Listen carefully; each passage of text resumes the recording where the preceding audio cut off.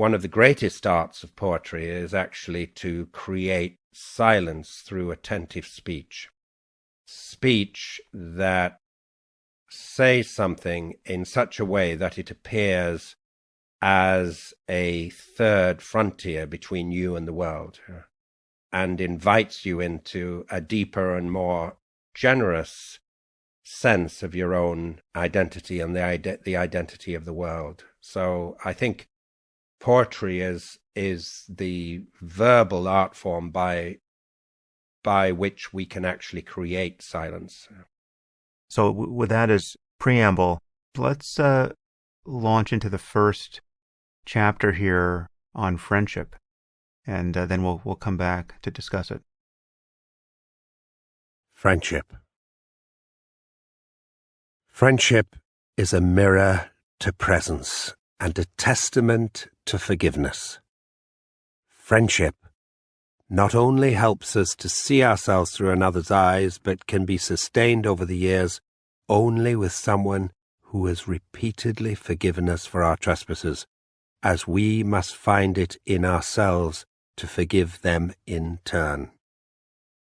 A friend knows our difficulties and shadows and remains in sight, a companion to our vulnerabilities more than our triumphs, when we are under the strange illusion that we do not need them.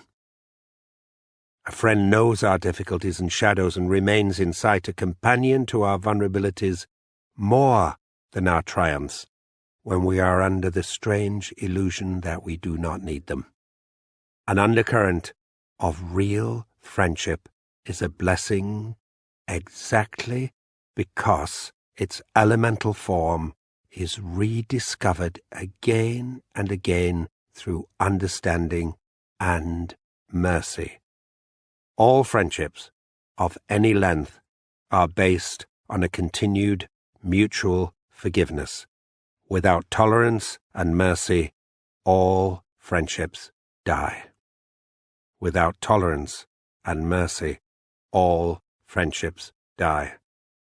In the course of the years, a close friendship will always reveal the shadow in the other as much as ourselves. To remain friends, we must know the other and their difficulties, and even their sins, and encourage the best in them, not through critique, but through addressing the better part of them, the leading creative edge of their incarnation, thus subtly discouraging what makes them smaller, less generous, less of themselves.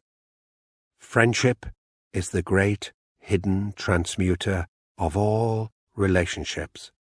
It can transform a troubled marriage, make honorable a professional rivalry, make sense of heartbreak and unrequited love, and become the newly discovered ground for a mature parent-child relationship. The dynamic of friendship is almost always underestimated as a constant force in human life. A diminishing circle of friends is the first terrible diagnostic of a life in deep trouble, of overwork, of too much emphasis on a professional identity, of forgetting who will be there when our armored personalities run into the inevitable natural disasters and vulnerabilities found in even the most ordinary existence. Friendship transcends disappearance.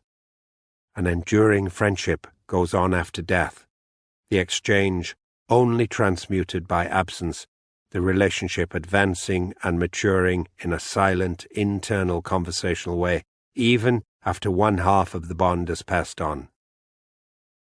But no matter the medicinal virtues of being a true friend, or sustaining a long, close relationship with another, the ultimate touchstone of friendship is not improvement, neither of the self nor of the other. The ultimate touchstone of friendship is witness. The privilege of having been seen by someone and the equal privilege of being granted the sight of the essence of another, to have walked with them, and to have believed in them, and sometimes just to have accompanied them, for however brief a span, on a journey impossible to accomplish alone. But no matter the medicinal virtues of being a true friend, or sustaining a long, close relationship with another, the ultimate touchstone of friendship is not improvement, neither of the self nor of the other. The ultimate touchstone of friendship is witness, the privilege of having been seen by someone, and the equal privilege of being granted the sight of the essence of another, to have walked with them, and to have believed in them, and sometimes just to have accompanied them, for however brief a span, on a journey impossible to accomplish alone. Friendship was begun after waking from a very, very realistic dream, a dream in which I'd been with a very, very close friend, a friend who had passed away. But in the dream he was alive again, with all of the joy of discovering he was actually still alive. And we were in a car, and it was an open-top car, and we were driving across the Golden Gate Bridge, actually, with the sun going down on one side and the moon on the other. And we had our arms round each other's shoulders, and we were laughing and telling jokes, and we were also laughing about all the ways that we had consciously or unconsciously insulted and hurt each other over the years, and how we'd been good enough to forgive each other.